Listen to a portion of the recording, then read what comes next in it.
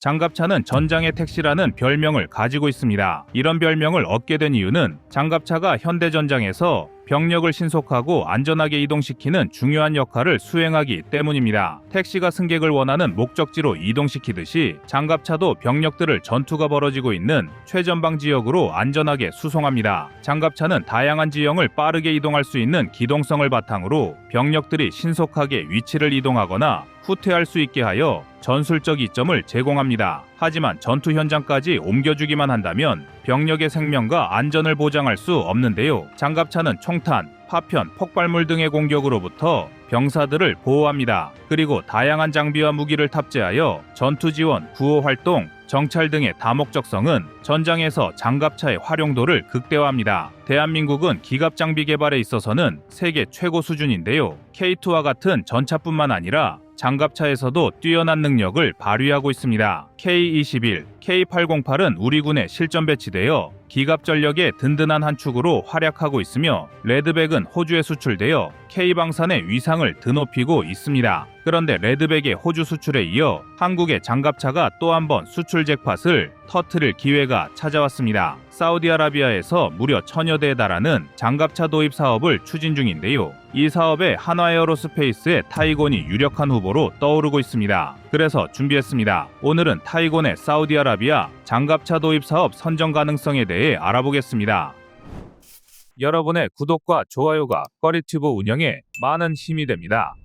현재 중동의 정세가 매우 불안한 상황 속에서 사우디아라비아가 차륜형 장갑차 도입 계획을 발표했습니다. 사우디아라비아는 예멘 후티 반군과의 무력 충돌과 국경 지역의 불안정성을 해결하기 위해 차륜형 장갑차 도입을 추진하고 있습니다. 흔히 하는 오해가 후티 반군을 작은 규모의 테러 조직 정도로 생각하는 것인데요. 사실 후티 반군은 미사일까지 운용할 정도로 강력한 군사력을 보유하고 있습니다. 오랜 골칫거리였던 후티 반군의 위협에 대응하기 위한 계획의 일환으로 사우디아라비아는 성능이 뛰어나고 강력한 장갑차를 도입하려는 것입니다. 한화에어로스페이스에서 개발한 차륜형 장갑차 타이곤은 사우디아라비아의 요구에 부합하는 고성능 장갑차라고 할 수 있습니다. 사우디아라비아는 천무를 도입할 때 사격 지휘 장갑차로 이미 타이곤 30대를 도입한 바 있어서 사우디아라비아 측에서도 타이곤의 성능에 대해서는 충분히 인지하고 있고 이런 배경이 타이곤의 사우디 수출 전망을 더욱 밝게 하고 있습니다. 타이곤은 한화에어로스페이스가 개발한 3세대 차륜형 장갑차로 재원을 살펴보면 다음과 같습니다. 전투 중량 21톤, 주행거리 800km, 최고 속도 110km 포아워, 수상 최고 속도는 8km 포아워이고 탑승 인원은 11명입니다. 등판 능력은 60%이며 방탄 패널이 차량 측면, 탑승칸 바닥, 바퀴 윗부분 구조물, 엔진룸, 차량 전면부에 장착되어 있습니다. 스터너글 레벨 3급의 하부 지뢰 방어 능력을 갖추고 있으며 8kg의 폭약 폭발에도 버틸 수 있는 수준입니다. 또한 세미 V형 하부 보호판을 통해 대지뢰 방어 능력을 강화했습니다. 타이어는 주행 환경에 따라 공기압을 자동으로 조절하는 공기압 자동 조절 장치가 적용되어 있고 럼플렛 타이어라서 손상돼도 일정 거리를 주행하는 것이 가능합니다. 무장으로는 7.62mm 기관총과 RCWS가 기본적으로 장착되어 있는데요.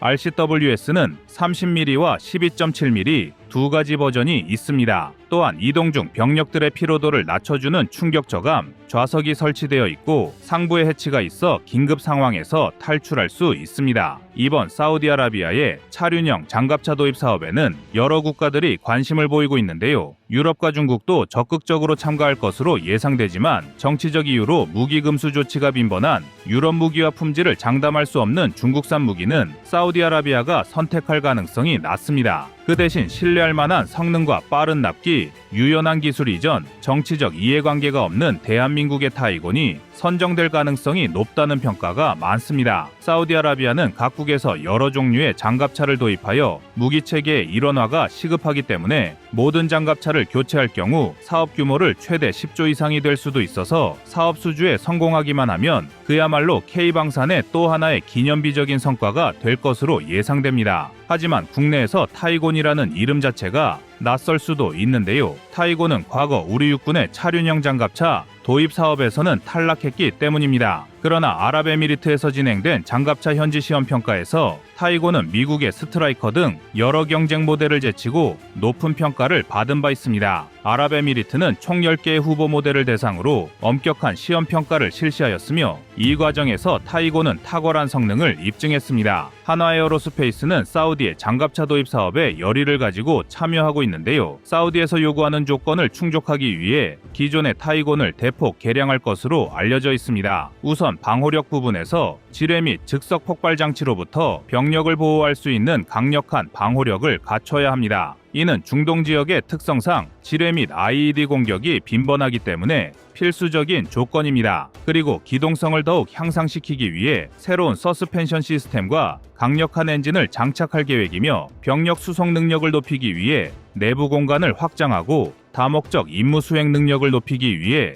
다양한 파생형 모델을 개발할 것으로 보입니다. 여기에 사우디가 내건 조건들을 보면 첨단 통신 장비, 실시간 전장 정보 공유 시스템 등의 첨단 기능과 지속적인 부품 공급과 유지 보수, 기술 이전 및 현지화 등입니다. 이런 조건들을 모두 충족시킬 장갑차를 찾기가 쉽지는 않을 것 같은데요. 다행히 대한민국의 타이곤 덕택에 사우디는 한시름 놓아도 될 것 같습니다. 사우디아라비아는 2016년에 무함마드 빈 살만 왕세자가 발표한 비전 2030을 통해 국가 전체를 혁신적으로 변화시키겠다는 목표를 세웠습니다. 이 계획은 사우디아라비아의 경제 구조를 다변화하고 석유 의존도를 줄이며 다양한 산업을 육성하는 것을 목표로 하는데요. 이 중에는 국방산업 육성도 있습니다. 2030년까지 사우디의 국산 무기 구매 비율을 50%까지 올리는 것이 목표이며 이를 위해 지상, 항공, 유도탄, 전자전 체계를 단계적으로 국산화할 계획입니다. 하지만 무기, 그것도 첨단 무기의 국산화가 말처럼 쉬운 일은 아닙니다. 현대의 무기 체계는 높은 기술력과 오랜 연구개발 기간이 필요하며 따라서 2030년까지 무기 국산화 비율을 50%로 올리는 것은 현실적으로 어려울 수 있는데요. 이 공백을 채울 수 있는 것이 대한민국의 무기입니다. 먼저 사우디 육군이 해결해야 할 시급한 과제는 노후화된 장비의 현대화입니다. 사우디 육군의 주력 전차인 미국산 M1A2S 전차는 성능이 제한적이며 특히 후티 반군과의 전투에서 취약성이 드러났습니다. 또한 2성급 전차인 M60A3와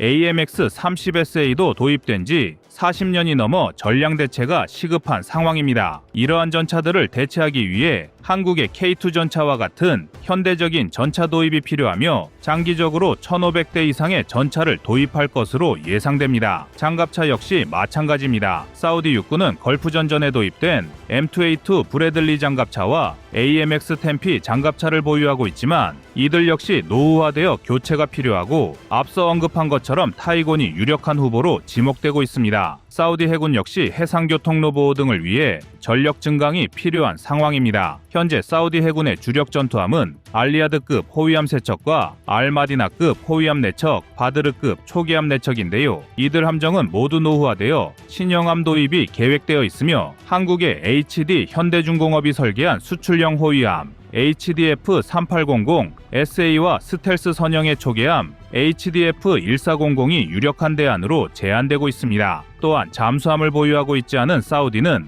4척의 중형 잠수함을 도입할 예정인데 HD 현대중공업과 한화오션은 각각 장보고 3 배치2를 기반으로 한 수출형 잠수함을 제안하고 있으며 이는 사우디 해군의 요구를 충족할 수 있는 강력한 옵션으로 평가받고 있습니다. 사우디아라비아 공군 역시 현대화 과제에 직면해 있으며 노후 장비 교체와 신형 무기의 도입이 절실한 상황입니다. 사우디 공군은 F-15CDS와 토네이도 IDS 계열 전투기 약 230대를 대체하기 위한 차세대 전투기 도입을 계획하고 있고 KF-21이 유력한 후보 기종 중의 하나입니다. 또한 사우디 육군과 방위군이 보유한 노후 대공포 약 400문에 대체할 무기체계로 한국에 적어도 방공체계 BO2가 유력한 대체 후보로 고려되고 있으며 노후화된 단거리 대공미사일 약 1600발의 대안으로 BO2와 한국산 휴대용 대공미사일 신궁 2 패키지 형태로 수출될 가능성이 큽니다. 사우디아라비아는 군사력 강화를 위해 대규모 무기 도입을 주저하지 않으며 필요 조건만 충족된다면 가격을 크게 고려하지 않는 것으로 유명합니다. 일례로 2011년에는 200억 달러 규모로 예상되었던 F-15SA 전투기 84대, 구매 및 F-15S 70대 개량 계약에 294억 달러를 지출했습니다. 또한 헬기 180대 패키지 구매에는 최대 150억 달러가 소요될 것으로 추정되었으나 실제로는 300억 달러를 지출하는 등 대규모 계약을 체결했습니다. 이런 성향으로 인해 사우디아라비아는 글로벌 방산 시장에서 큰 손으로 불리며 각국의 방산 기업들은 사우디 시장을 꿈의 시장으로 여깁니다. 이와 관련해 고무적인 것은 현재 미국과 사우디아라비아의 관계가 냉랭해져 사우디는 미국 무기를 도입하기 어려운 상황인데요. 이 대안으로 대한민국이 떠오르고 있는 것입니다. 이미 천무등으로 한국과 사우디는 방산 물꼬를 텄기 때문에 큰 이변이 없는 한 사우디 장갑차 도입 사업에 타이곤이 선정될 것으로 예상되는데요. 앞으로도 대한민국의 각종 무기 체계가 사우디아라비아에 대량으로 도입되길 기원하겠습니다. 여러분의 구독과 좋아요가 꺼리튜브 운영에 많은 힘이 됩니다. 다음은 24년 4월 20일 천궁투 사우디 협약 영상입니다. 사우디 아라비아와의 MOU 이전, 대한민국은 2022년에 UAE 아랍에미리트와 먼저 4조 원 규모의 수출 계약을 체결했습니다. UAE가 우리나라의 천궁투를 선택한 이유는 UAE의 국내 상황과 천궁투의 가성비 때문입니다. UAE는 사우디아라비아 주도의 중동연합에 속해 있으며 예멘 정부를 지원하는 국가 중 하나인데요. UAE의 가장 큰 골칫거리는 바로 이란의 지원을 받으며 예멘 북부에서 활동 중인 시아파 무슬림 민병대 후티 반군으로 인해 발발한 예멘 내전입니다. 예멘 내전은 결국 중동 지역의 주도권을 사우디아라비아 주도의 세력이 갖느냐, 이란 주도의 세력이 갖느냐를 결정하는 중동 지역의 중요한 전쟁 중 하나입니다. 여기서 대척점에 선 후티 반군은 북한의 스커드 미사일 지원을 받는 것으로 알려졌습니다. 스커드 미사일은 원래 소련에서 개발된 전술 및 단거리 탄도미사일이며 북한은 소련의 미사일을 기반으로 자체적인 미사일 기술 발전을 이룩했습니다. 특히 북한은 소련의 미사일을 기반으로 화성5, 화성6호 미사일을 개발했는데요. 화성5 미사일은 사정거리 300km의 스커드비 미사일이고 화성6호 미사일은 사정거리 500km인 스커드시 미사일입니다. 현재 후티 반군이 사용하는 미사일은 북한제 화성5 미사일의 복제본인 스커드비 미사일로 최소 90기 이상이 예멘 반군에 공급되었다고 유엔 안보리 산하 2140 예멘 제재위원회 전문가 패널이 예측했습니다. 이로 인해 UAE는 후티 반군의 보르칸 2H와 같은 스커드 화성 미사일에서 파생한 미사일이나 9세대 드론 수준의 공격을 방어하면 충분했는데요. 여기서 보르칸 2H 미사일은 최대 사거리 1000km의 후티 반군이 운용하는 시암 제조린 미사일로 2017년 사우디에 탄도미사일 공격을 하며 국제사회에 알려진 미사일입니다. 기존의 보르칸1, 보르칸2가 스커드 미사일에서 직접적으로 파생된 미사일인 반면 보르칸2H는 이란의 키암 미사일 부품을 재조립한 미사일로 사거리 면에서 스커드 2R 정도의 성능 사거리 1000km 정도인 미사일입니다. 궁극적으로 UAE가 후티 반군에서 사용 중인 미사일의 성능이 우수하지 않기 때문에 미국 팩3 에린트와 같은 고가의 대공방어 시스템 대신 가성비 좋은 우리나라 천궁2를 선택한 것입니다. 특히 우리나라의 천궁2와 미국의 팩3의 가장 큰 차이점은 팩3는 주로 탄도미사일 방어에 특화됐지만 천궁2는 다양한 공중위협에 대응할 수 있는 넓은 범위의 기능을 제공한다는 건데요. 미국의 팩3 에린트는 미국 록히드 마틴에서 개발한 지대공 미사일 방어 시스템으로 기존 패트리어트 미사일 시스템의 최신 개량판 중 하나입니다. 팩3 에린트는 탄도 미사일 방어에 초점을 맞추고 있는 시스템인데요. 히트투킬 방식으로 직접 목표물에 충돌해 파괴하는 방식을 갖고 있으며 동시에 다수의 탄도미사일을 요격할 수 있으나 고도의 정밀도를 요구합니다. 에린트는 기존 패트리어트 미사일이 목표 발견에서 요격까지 2-3분 정도 소요되는 데 반해 45초 정도만 소요되는 만큼 대응하기 위한 시간적 여유가 많습니다. 또 적이 미사일을 직접 요격하여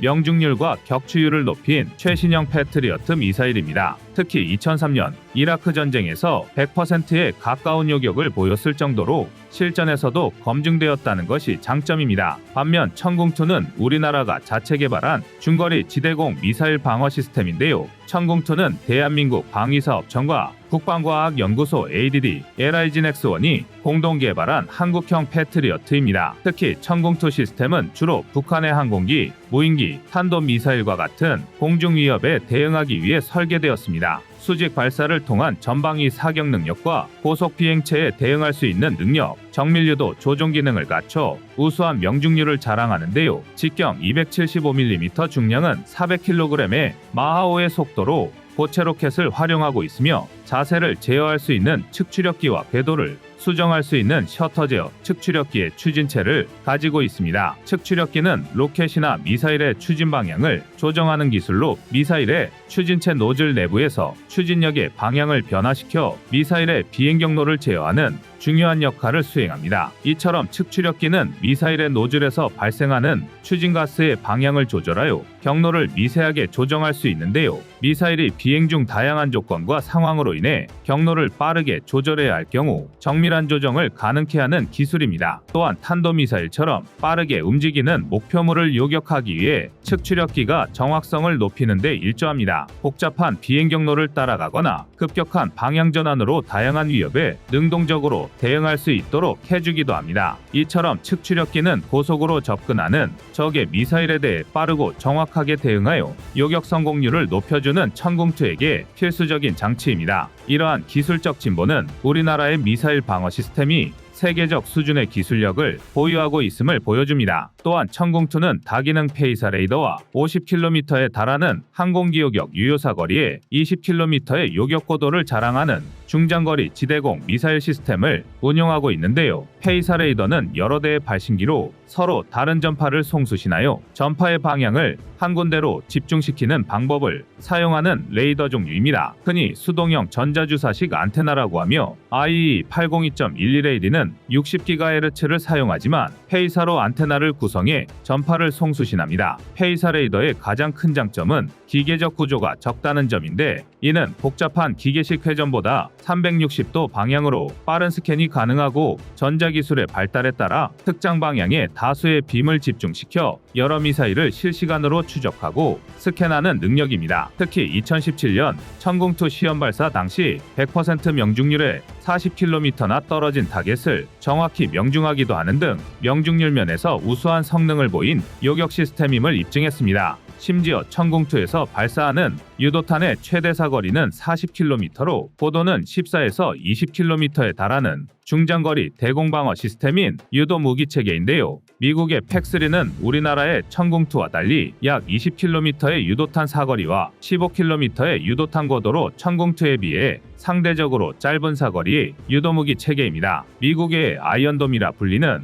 이스라엘의 대공방어 시스템은 유도탄 사거리 약 4에서 70km이며 고도는 최대 10km로 짧은 거리의 로켓포탄 UAV를 요격하기 위해 설계된 시스템으로 천궁2와 달리 매우 짧은 사거리의 위협에 대응하는 데 특화되어 있습니다. 이처럼 대공 시스템은 결국 그 나라의 지리적 특성과 적의 성향에 따라 다르게 발전해왔음을 알 수 있습니다. 결국 사우디아라비아가 우리나라의 천궁2를 선택한 이유도 사우디아라비아의 적 예멘 반군과 이란 세력의 성향 때문임은 부인할 수 없습니다. 결국 UAE에 이어 사우디아라비아가 우리나라의 천궁2를 선택한 점도 예멘 후티 반군 때문이라는 겁니다. UAE와 동일하게 후티 반군의 탄도 미사일 방어를 위해서 값비싼 미국의 최신형 패트리어트 미사일 팩3를 도입하는 건 사우디아라비아에겐 경제적으로 큰 부담으로 작용하는데요. 미국의 팩3에 반해 천궁2는 한국이 미국의 동맹국인 동시에 사우디아라비아와 정치적 충돌 확률이 낮고 성능 대비 가격 경쟁력이 우수하다는 점이